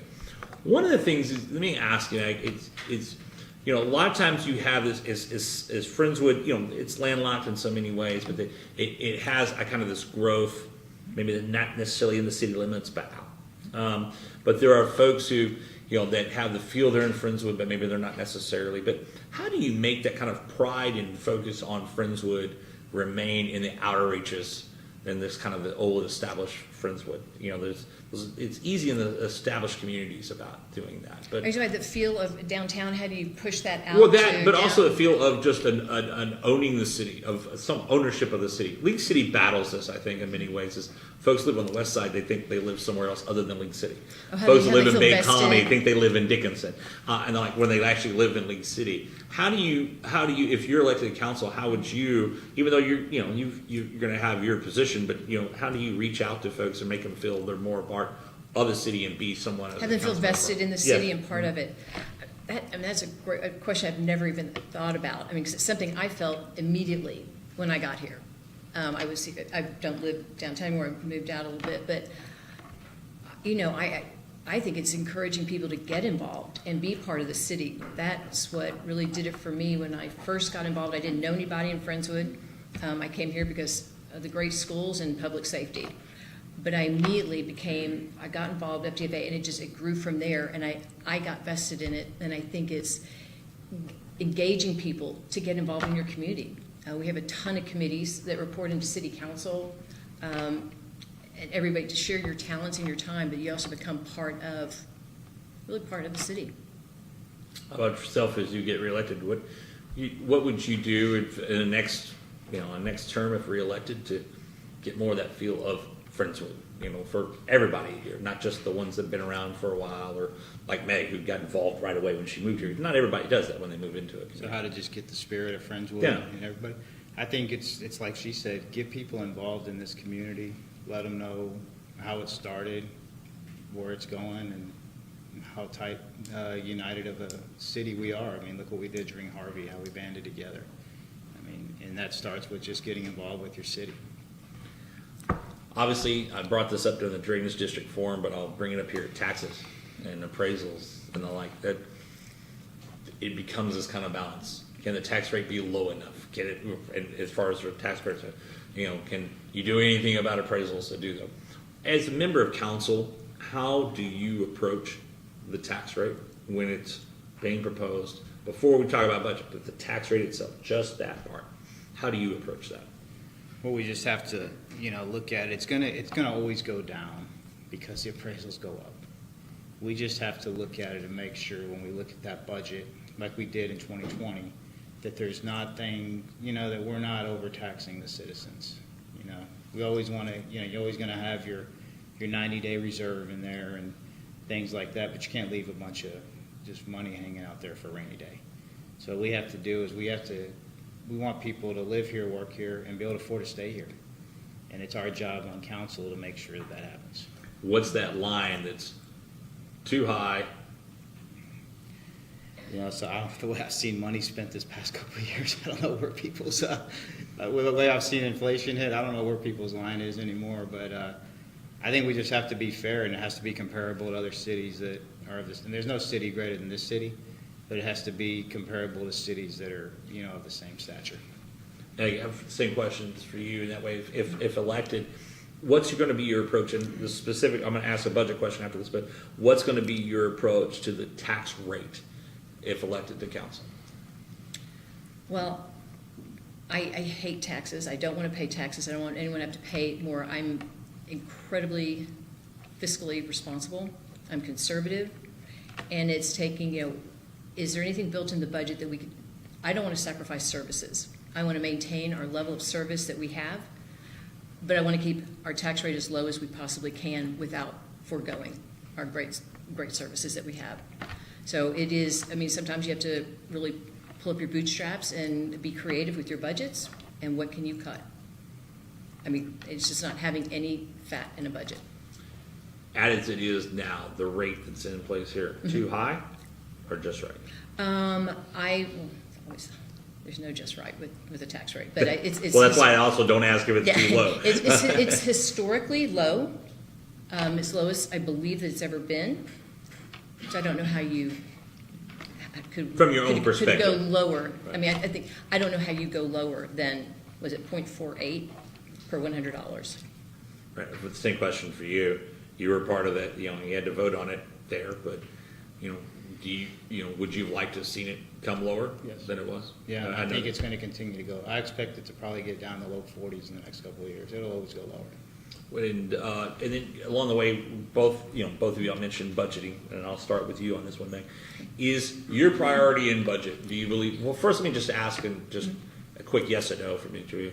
Do you believe in taking continuing budgets and over, or starting with a zero-based budget each cycle? I don't believe recreating the wheel each cycle. I think you take and you've got, here was our budget last year. What did we do? What are the results? What did we accomplish? What worked? What didn't work? Now it's almost like critical thinking. Let's reevaluate. Let's look at it. Where can we make changes? What money do we have coming in? What do we have to have going out? And you just make adjustments going forward.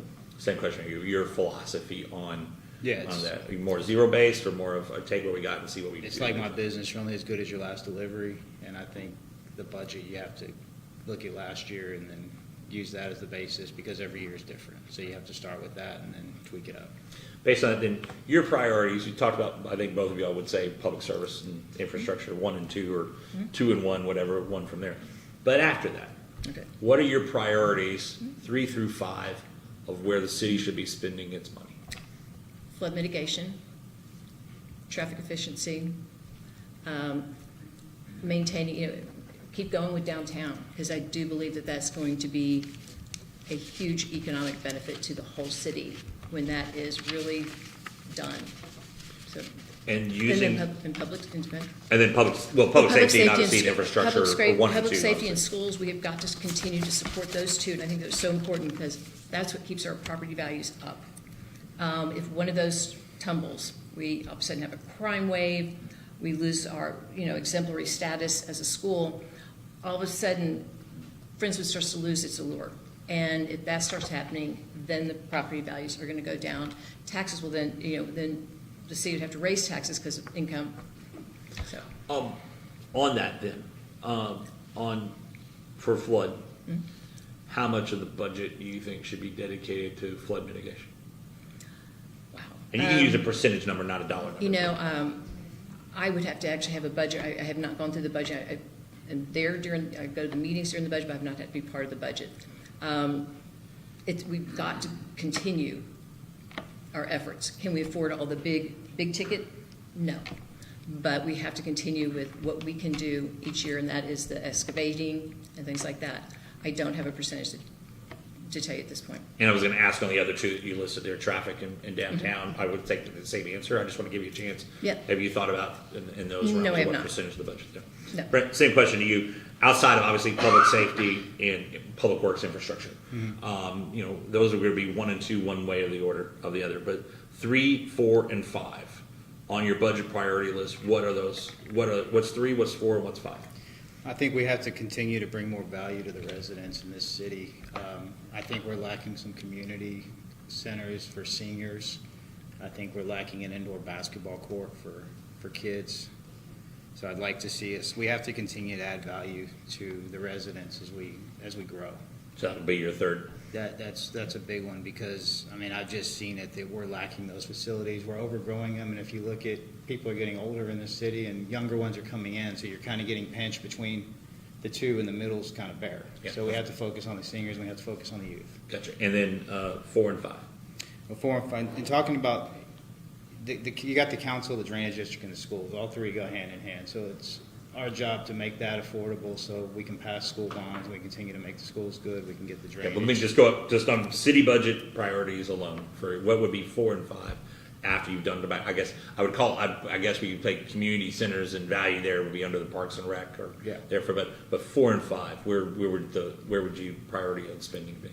I think we need to focus on those sidewalks that you said. I think we need to focus on some of the non-main roads. I guess you'd call it a public, some kind of streets budget, because we have to continue to build out the neighborhoods and update some of these older ones to get some infrastructure through there with the sidewalks. When you talk about adding the community centers and the like, is there a percentage of the budget you'd like to see dedicated to that, or a dollar amount along the way you've thought of? We just have to evaluate the budget. Right now the city's in a very healthy financial situation. We're sitting on $6 million over our 90-day reserve. So we've run very efficiently as a city the past 3 years, and I think some of that has to do with our budget cuts from 2020. Along the ways, though, on that, and this would be the same question you make. We hear that magic term of 90-day reserves. I think Harvey stretched that considerably. The pandemic definitely stretched that.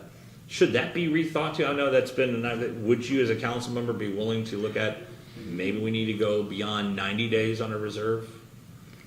I'm very confident with our staff and the council we have in place that we didn't really get in too much of a burden there. Like I said, with our Achilles heel, you would think of was being the bedroom community during that, but with the Walgreens, the grocery stores, the fast food places, all that soared our tax base, and that's always going to soar. And I expect we'll probably get some more grocery stores at some point around here, and we're going to continue to grow. So I think that 90-day, if we're not spending money properly, if we need more than 90 days. Next, same question to you there. I agree. We've even online shopping. I think we benefited from that during all the COVID. Everybody's home. Everybody's on Amazon. Buying online. So I think that helped us stay in a good position as well, was picking up the money from the online. And while a lot of folks may have complained about when the state passed legislation that Yeah. online companies had to pay the tax rate for where the delivery was going. Exactly, so. I think a lot of cities saw that Amazon became kind of one of the larger taxpayers all of a sudden. Yeah, they quit than they AIM. ever were. Yeah, they couldn't get Yeah. that stuff So I for think free. this has been a huge benefit. Right, they'd go on the ways. So I think your answer with 90 days, I think is plenty. Okay. Coming up now, also, y'all aren't the only ones on the ballot here. There's some charter amendments that are coming up as well. And I wanted to give your chance to, to stay down there and, on each of those. Brett, I'll start with you because let me just ask this question first. When the charter committee came with its recommendations to council, was there anything that you saw on there you're like, where'd that come from? And if so, what was it? And and would you like to have seen it not be on that charter amendment vote coming up? I think some of the wording came back a little different on some of these that kind of create some caution in the voters. And so I think that's definitely a question that we've seen raised on this. And, I'm still evaluating all these myself. And for yourself too, I don't know how involved you were with monitoring the charter review, the charter committee process or council handling it. Was there anything when you saw it come up that kind of like, whoa, where did that come from? We know when I was actually a visitor in the city council watching the meeting when the charter amendments came up, and it was obviously the committee had met for a very long time, over 5 months, and had gone through. And I know there's a lot of they kind of refer to a lot of it as a lot of cleanup, a lot of housekeeping, refining some language, making some changes just to alleviate any confusion in the future. So that's why I read some of. I personally I wasn't shocked at anything. I read some things you have to have clarification on. What does that really mean? But for the most part, I didn't. One that kind of jumps out to me right off is one that sounds like it's, quite frankly, I know I was covering when I was at the newspaper many years ago and was much younger, much thinner along the way, is Proposition A, which would give the city a chance to General Powers being able to purchase property within Galveston, Harris, and Brazoria counties. Where do you stand on that issue, and how do you understand what that really means? I understand that to mean, we're landlocked here, and it would gives the city be allowed to go purchase property in Brazoria County. We can, I think, currently purchase property in, Galveston County, the neighboring, but Brazoria, actually right now we can't, and believe that this would allow us to legally buy property in Brazoria. For what purpose would you, as a member of council, approve if that were to pass? Right. What purpose would you say, okay, yes, we can use that property for this purpose? We may need another a community center. We may need another park. We may need sports. There could be a number of things. I mean, we don't need any more residential. We wouldn't buy it to, I think, build out further. I would not support that. But I would support if, we needed, I think, like the building that's being turned into on 2351, kind of like the shelter, if we need something like that. So that would be, it would have to really be a need and not a want for me. And would you be willing, if that, to get input from the voters, whether through resolution or formal, when there's a project proposed, to have the voters decide whether or not they're up for that project? Great question. First, I would want it to go through the channels through, does it even fall within, P&Z? I mean, what is it? And then if it, it's going to cost about the residents money, then yes, I'd support going to a vote. Proposition A. Well, I should ask, are you for it or against it? I stand for it. Okay, for it. Yep. Good. Proposition A, as you understand it, what does it mean for the voters out there? You for it or against it? And then also to, well, my follow-up will be based on what your answer is if you're for it or against it in this case, I guess. I'm not for it because unless it comes with some kind of annexation of what we're buying, we have no means of controlling it. If it were to pass, however, and say there was a proposal to buy land in Brazoria County, would you then say it'd have to be an infrastructure project such as, water or, or a city facility building or something like that, and not parks or anything? Because that was the bigger controversy when this came up many years ago, that it was going to be for parkland and that was kind of like, well, that's not the use. it's not it our should be. jurisdiction. Right, yeah. But would you at least support it? I bring this up, and I had this discussion with someone earlier today, in that, for example, a lot of folks don't realize that the city of Lee City has a big water plant that doesn't sit within its city limits. It actually sits in Webster's city limits. Now, when they bought the land, it was not in anyone's city limits at the time. But if it came down to it, it did pass. Would you be pushing for like narrow scope, or just be against anything? No. I'm always going to have an open mind on things, and I would be willing to look at it and see what we're purchasing, why, and then what it's going to serve for our community that we're using these tax dollars for. And that was kind of the main one, because it's a subject that's been talked about. It's dealt with, court rulings and the like along the way here. One that would affect both of y'all here is filing for office, Prop B. Out there, and I'm not sure. When I read this over here the other day about the qualifications, is you understand it right when this was proposed to you, you and other members of council, not to you just personally. How did you understand what this wording meant? That the filing qualifications versus being in an office qualification. Yeah, I mean that one kind of shocked me too. And if I remember right, it's like you only have to live here so many months, and that's kind of don't California my Texas. Yeah, and I'm against that one too. How about I understood that to be, are you a registered voter? Are you, so there's kind of criteria. I would actually vote for that one. All right, and so, of course, state law covers a lot of this, but you think it needs to be? Oh, I think I think it cleans up the wording to that. Just with what the state, I think it kind of keeps us in line with the state. But bringing up what Brent said here, and I'll give you a chance to detail on this too, is that, how long should someone be a resident of the community before they actually run for a position in your mind? 6 months. Someone can run for office, and if they're not may not get elected, but you run for office, how would you know much about the city? If I just moved in, a couple months ago, I probably would not file and run for office because I would have no idea what anything is going on in Friendswood. But so it doesn't mean they're going to be elected. But I think to say. Right. Although some would argue that there'd be carpetbaggers even in 6 months. I know that's an old term for some folks. For our younger viewers, carpetbaggers is an old term. Here, how about you, Brent? On that,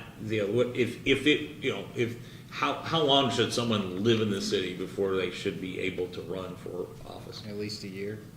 The 12 to months. See a full calendar of what goes on here. Gotcha. And the who, what, when, where's, and why. Gotcha. And those were the kind of the two top ones. I wonder there's some others on there. Just overall, I don't know how much you said you're still reviewing. Yeah, I'm still all the other ones there. These. How about yourself, Meg? I kind of made some notes on some things. Did you? Which one? We covered. We covered A and B. 4.04 about should the city right now the city secretary reports to city council. I support the city secretary reporting to the city manager. That way he is managing all city employees. There's consistency, and that leaves city council to do kind of stick with what they do legislatively and budgets and stuff. Although in common, most cities, it's not that way. It's the city secretary reports to this council. Where do you feel on that? Should the city secretary report to council or to the city manager? I believe the city manager because he's dealing with her 365 days a year and we're not. Or him, or whoever gets the position. Yeah, correct. Just welcome to 2020, folks. Yeah. Make sure we're doing that along the lines here. And then the other, I guess I should have asked about this one. I know about there are some changes in there of how something gets on the agenda or not. If 4 council members want something to get on the agenda, they're able to now. There's some concern if the charter proposal passes there that would change that up, that it'd be up to the mayor. I bring this up because City of Dickinson, for example, is going through kind of a weird thing right now where a charter amendment got passed and the language wasn't so clear. It essentially said something doesn't get on the agenda unless the city manager says it gets on the agenda. And there was a city council member over there trying to get something on the agenda, and the city manager just kept rejecting them, saying, no, I'm not going to talk about it. Which kind of brought up kind of this worst case scenario is if you wanted to fire the city manager, you couldn't get it on the agenda if the city manager didn't want to have it. But in this case, that's what it is. Do you think council should have the power, if enough members say, we want this on the agenda, that it gets on the agenda, so you don't have to depend on it going through one person or 2 people in there? I do. So do you think that this charter amendment, if it were passed, would change that up? and take that power away, or would leave it in place? I don't know, I actually had, I'm trying to look for that. Yeah, let me pull it up here again too. Let's see. And forgive me, I had it here and I just lost it.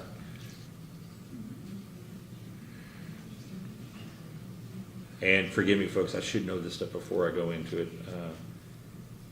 Is it number D? I can't remember if it's D. I lost my space. 6. I had them all marked. One of them's the notes on the Yeah, election. It's D. Because that says that's got. that was, I think it's F, but it gets it, okay, let me get it back here. That's recall. F is about recall. G is about nominations, oath of office, canvassing of elections. Financial administration is H. I, again, borrowing for capital improvements. J, franchises of public utilities. General provisions of K. Sure, that one's on our ballot. Yeah, no, I just read it out here, or of coming in the change. I had read it here in my notes today, forgive me. I will come back to that in a second here for that. Is there anything in which you would, that in this, that you'd be opposed to, I should say, in the charter amendments as you've reviewed them? I'm going to do a little bit where I have a few more to Yeah, flinch. go ahead. But the ones I have reviewed Mm-hmm. and that I've read, I would vote for. And so I'm looking at right here, 7 right here that I would have reviewed in And which ones are those? 201, 3.02, 3.09, 3.11, 4.04, and 5.06. Gotcha. And you'd be for all of those? I would. Brandon, are there any of those that you oppose or would be for? I mean, I'm definitely against A unless, like I said, if it passed, I'd have to have clarity on what we're doing with the land and why. I'm against the candidacy requirements. The city secretary, I'm for. Trying to see if there's any other. I'd have to go through all these and see. Yeah, Those and are the forgive me major- as those I are the came in major- late on these My opinion, last those are week the myself. Those are the major ones. The ones you. And other ones touched are on. just Yeah. kind of, Ones you touched kind on. of, City it's kind of secretary. like, the city secretary is kind I'm of a for bigger that one one, too. and You're I'm for for that that. as well, to report the same. And forgive me for confusing everyone there. Sometimes my research doesn't go as well as it should along the way. As I said, we've already hit the 8:45 time. I do want to, I ask this kind of question in a different way, why you're running for office here. There are times that the tenor in politics in Friendswood seems to, and they're not alone. Let me just make it sound like that. It sometimes will reflect not maybe the national politic, but the benefit of living in a town like Friendswood is you live in a town like Friendswood. The downside of living in a town like Friendswood is you live in a town like Friendswood because you have that kind of, it's like a family fight sometimes, but sometimes it just kind of boils over and gets a little nasty. If you're elected to council, what do you do because there are going to be conflicts, we know that Absolutely. coming up. What do you do to make sure there's less rhetoric and more of, I don't want to say unification, that's a bad term, but that there's going to be a difference of opinion sometimes, but hey, you can work through it and then bring in the folks who may be opposed to an idea that you're for, to bring them into the fold at least to have, maybe not buy-in, Right. but a better approach to it. Well, there's no way to make everybody happy. There's not. I mean, to me, and I foresee having to sometimes even maybe vote on something that doesn't work best for Meg, but it's best for Friendswood. And I think it's being able to take an issue, step back, really apply critical thinking to it. What is the issue? What are the options? Stay open-minded, stay fair, stay true to what is the ultimate goal, and that is what is the best for Friendswood. You're probably going to make some friends angry from time to time and have people, but and again, not everyone's going to love your decisions, but I think if you have really taken it apart, boiled it down, identified what the true issue is, really looked for alternatives and apply those alternatives, and then being open-minded enough to go back and review it. How did those, and be able to tweak it if it didn't work, and be able to say it wasn't right.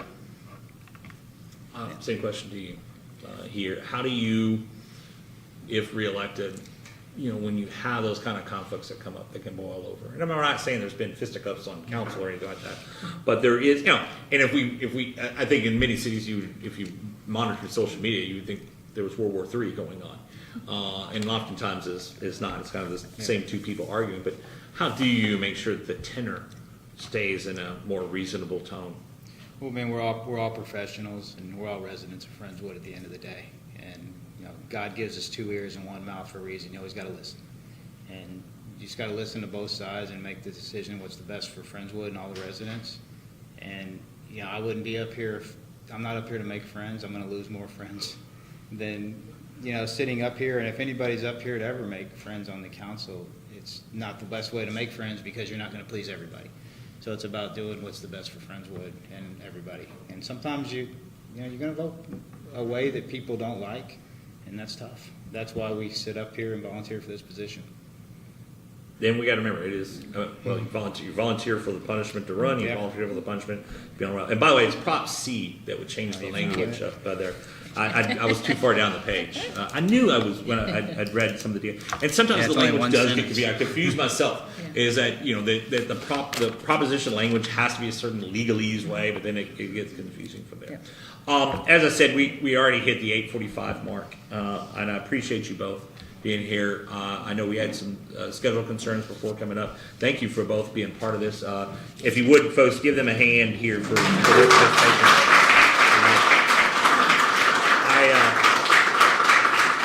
I say this on every forum I ever do, is that, despite where you may sit politically on issues, it is that folks that are doing this are not going to get paid much, if they even do get paid. I think it's like $50 a month if you're in Lamarck, and $100 a month if you're in Texas City, and it's $0 in Friendswood, in there as well. And I'm reminded of that a lot of times. I said, but when people say, well, this is a volunteer job, I said, well, you volunteered for it. Exactly. So you get it. So a reminder to you folks, early voting starts on the 25th, Election Day, May 7th. Out there, we'll have the listings of where you can go vote in all the communities here as we come up. As we said earlier, we had the decision who got to go first or second here on their closing statements. You have up to 3 minutes, Meg, to go ahead and make your final pitch to the voters. Thank you very much. I moved into Friendswood 10 years ago. Before that, I had a great advertising career. I was account director, account director in advertising is kind of the business side of advertising, where I managed multi-million-dollar budgets for Blockbuster, Mazda. But after that, I started my own agency. And everyone that knows starting a company is the most challenging but the most rewarding thing you can do. And I ran my company for 13 years before I made the decision to kind of back off that and actually return to school. But I got involved in Friendswood because I love volunteering and I love this community. And the community, it's not the bricks and mortar, it's the people. And I love being out and part with people. I want to do more, and I think I have so much more to offer. I will be prepared, present, involved in all the processes and the meetings. I will continue to be very active in the community. I want to continue to see downtown become the economic engine that to support all of Friendswood.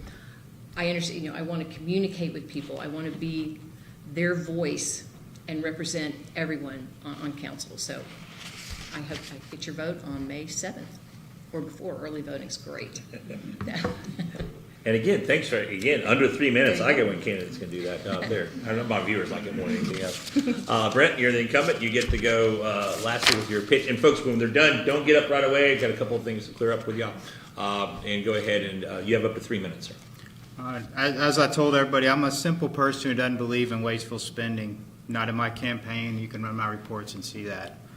I've always run a self-funded campaign, not because I can, but because this is a non-paying volunteer position, and it's a privilege to be elected to sit up here, and it shouldn't cost anyone in this city much money to sit up here and do the same and make a difference. I'm an independent thinker and decision maker. We as a community are at a crossroads. We must focus on our future, how to continue to lower our taxes.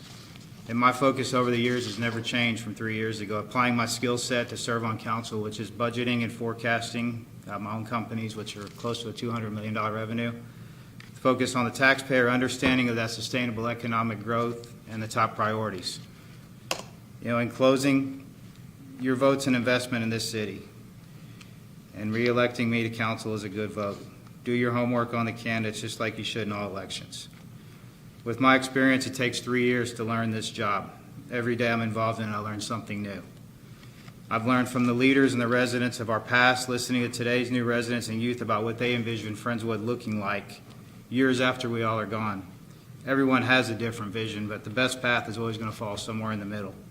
And I'm excited to see this city over the years grow, and I look forward to being a part of this city as we adapt, progress, and evolve for the future. And I'll leave you with one more thing. If you take anything with you tonight, take this. I don't have to be up here volunteering for this city. I've accomplished a lot of things at 42 years old to be happy. I've got 2 kids, 15 and 12. I have much more up here to lose than to gain, such as my time from my family, friends, etc. I'm not up here for me or for you. I'm up here for everybody in Friendswood so they can raise their kids here and their kids will come back here and grow with this city. I hope y'all go out and vote, whether it's for anybody, just to go out and vote and do your constitutional right. Great. Thank you both for doing this tonight. We appreciate it. Good one.